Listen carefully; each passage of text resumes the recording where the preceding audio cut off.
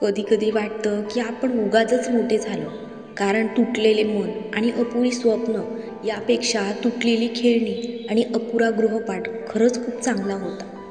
आयुष्यात नशिबाचा भाग फक्त 1% आणि परिश्रमाचा भाग 99% असतो.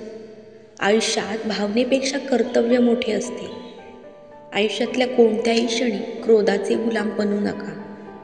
आर्थिक हानी, मनातले दुःख, पत्नीचे चारित्र्य आणि नीच माणसाने सांगितलेल्या गोष्टी, एखाद्याने केलेला अपमान या गोष्टी कधीही कोणाला सांगू नका. यातच शहाणपण आहे. आळसाचा प्रवास इतका सावकाश असतो की दारिद्र्य त्यास ताबडतोब गाठते. आळसात आरंभी सुख वाटते, पण त्याचा शेवट दुःखात होतो.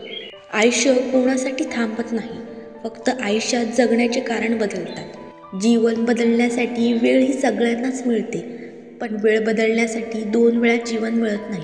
सुरुवात कशी झाली यावर बऱ्याच घटनांचा शेवट अवलंबून असतो. आळसाला तुम्ही आजचा दिवस बहाल केलात की उद्याचा दिवस त्याने चोरलाच म्हणून समजा. कधी कधी अपमान सहन केल्याने कमीपणा तर येत नाही, उलट आपले सामर्थ्य वाढतेच. कर्तव्य पार न पाडता हक्काच्या मागे धावलात तर ते दूर पळणार